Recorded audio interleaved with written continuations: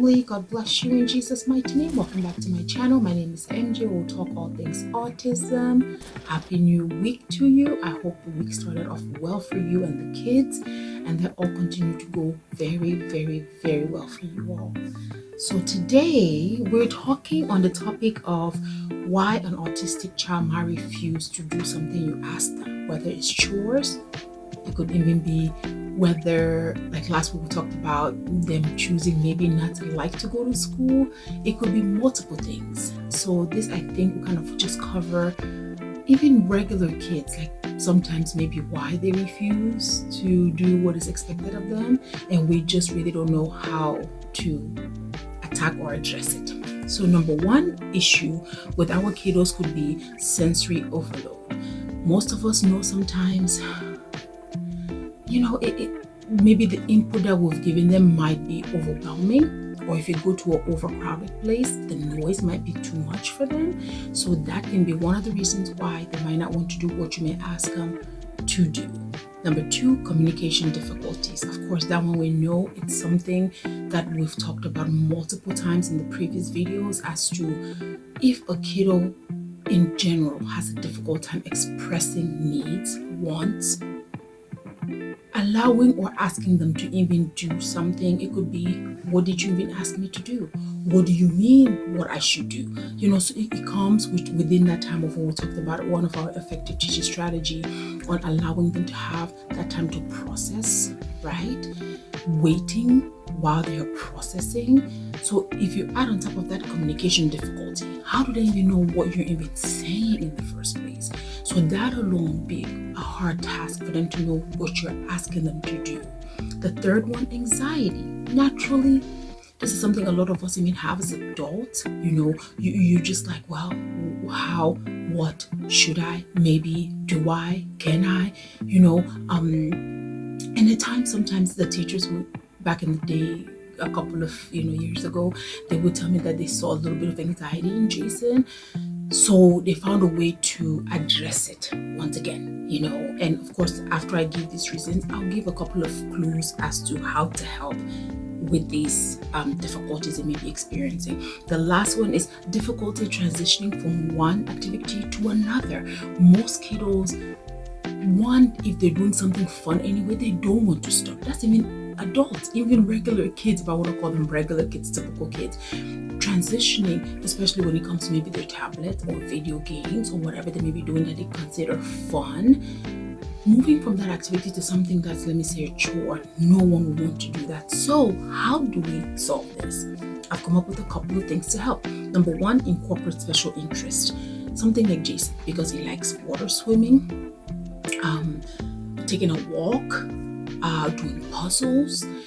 I try to incorporate those kind of things, as if you do your own thing that you want to do that is fun, we will do this after. Or if you do this that I'm asking, we can then give you your iPad for this set of time. So it's important to incorporate things that they truly enjoy doing. Number two, use visual supports.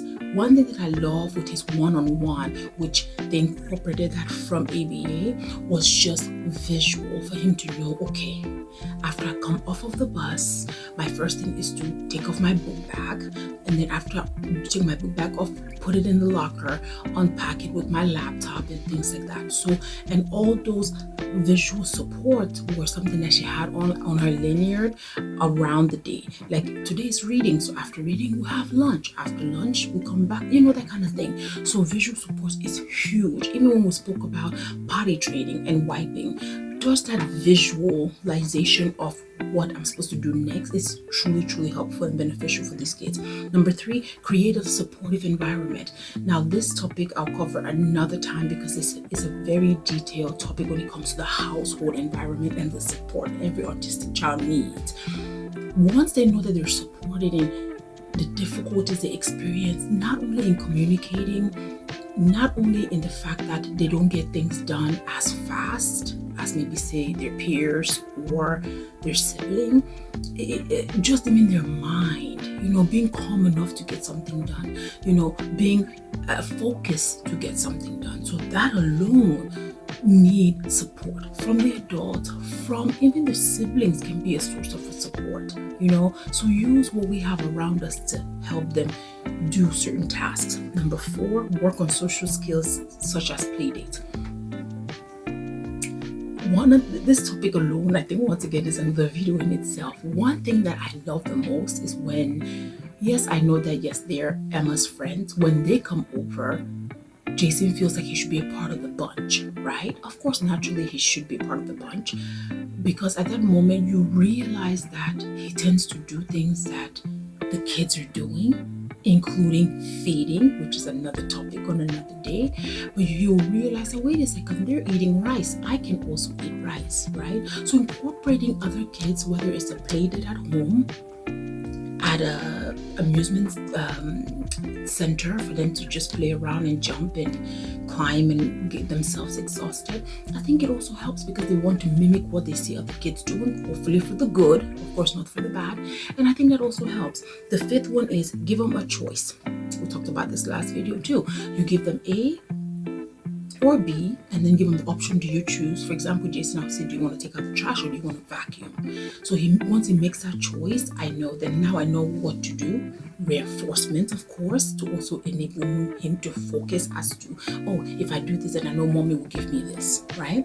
Number 6, seek professional help. I always suggest ABA. I can never get enough of them because they support the behavior, they supporting the parents in the home, and getting the siblings also involved in it to support the kiddo in the home, right? Professional help. Even the teachers, some teachers I've even realized that one of the paraeducators in Jayson's school has a set of twins. So, so she gives me hints as to how to help when one of them is struggling with this, or other friends that kind of discuss and talk about this couple of difficulties that the kiddos go through. So it doesn't have to be a real professional. It can just be another person that has gone down that road and can give you 1 or 2 pointers to help you during your own journey. Last one, be patient.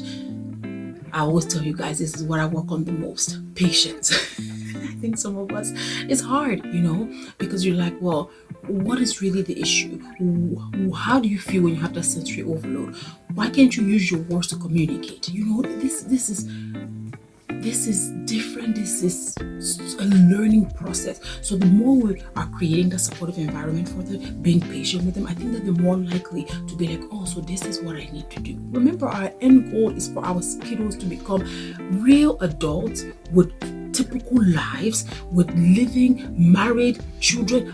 We want them to thrive and become better adults and independent adults as they get older. So the only way to do this is to be like, okay, well, if I'm somebody that doesn't like to be around other kids or around other adults, what do I do to cope with all of that? Right?